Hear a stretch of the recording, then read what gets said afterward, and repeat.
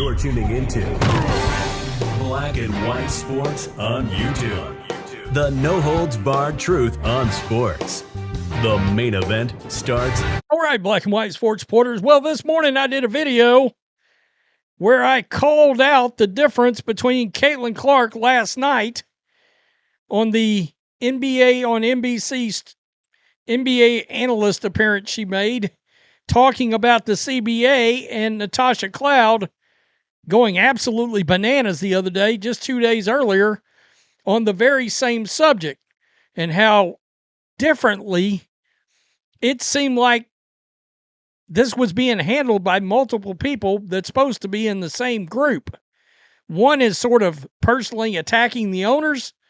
The other one is making this about business negotiations.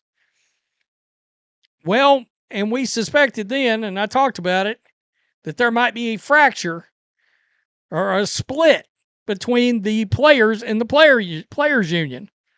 Well, guess what? That's exactly what we got. This is getting more and more interesting, and it sounds like this is headed to chaos. Like you may have gridlock on the inside of the very same union that can't get along, can't come to an agreement themselves. Make sure you're subscribed. Make sure you're still subscribed. Check out blackwhitenetwork.com for exclusive content. This story just emerged. This is from ESPN. So the meeting took place this morning. Whether or not they're still in this meeting, I don't know. But, man, this is getting interesting. There is clearly a fracture of some kind in the players' union. The WNBA and the WNBPA, the players' union, will meet Monday morning in New York. Last I checked, this is Monday. It is Monday. So I don't know if they're still in the meeting or not. For their first in-person bargaining session involving players since October. Sources close to the process told ESPN a meeting many believe would be, quote, pivotal in whether a new collective bargaining agreement is reached or players decide to strike. Man, you want to talk about losing even more favor with the fans. So many fans. I look at the comments and the fans are just out on the players. Now that they know what they've been offered, people are like, nah, we're good. Sign the deal. The union sources has grown increasingly frustrated that the league hasn't formally responded to its most recent proposal submitted around Christmas. But sources said a strong debate has emerged within the 7-member executive committee, which the NBPA body authorized in December to call a strike when necessary. According to multiple reports, one group says that now is the time to fundamentally alter the league's revenue sharing model, and players shouldn't compromise further until they feel comfortable with the new system. Here's where it gets even more interesting, folks. Another group says that though there are still matters to be negotiated, the players have already gained significant ground and are closer to a deal and less inclined to pursue a strike. They got themselves a little mini war inside the players' union. Either way, both groups are eager to hear directly from the owners instead of having layers of middlemen and lawyers separating the aisles. The WNBA PA president, Nike Agumike, first vice president Kelsey Plum, vice president Nafisia Collier are set to join in person. Vice President Breonna Stewart said she'll participate over video conference, an option for owners and other executive council members who cannot attend the gathering in New York. Quote, at the end of the day, we're human beings. I think conversation face-to-face goes a long way, Plum said. Going into this meeting, I'm excited for the opportunity to be able to be there in person with other players that are really invested in this, in the executive committee and stuff. And then, of course, the league making the commitment to be there.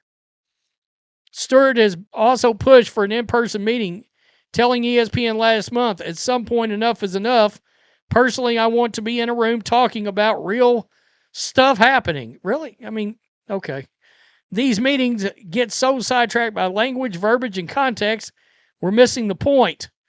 He goes on to talk about what Caitlin Clark said last night, right? I honestly don't think it's just a big moment for the WNBA. It's for all women's sports. I think it's one of the biggest moments we've ever had. I'm very confident we're going to get something done because we're in the moment because of the product we put on the floor, so we need to be able to continue that. You can tell, once again, she believes it's important to get on the court, play basketball, build on the moment, keep the momentum going. But first, sounds like the players got to take care of their own house. I had a feeling this was going to happen.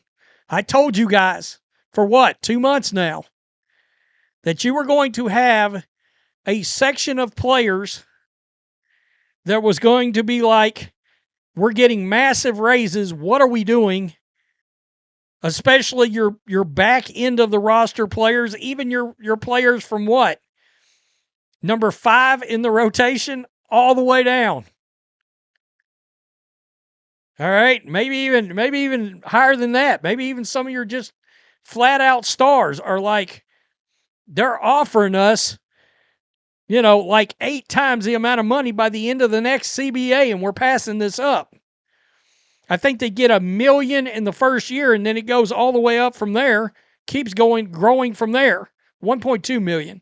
And then it grows up to nearly, I believe, 1.9.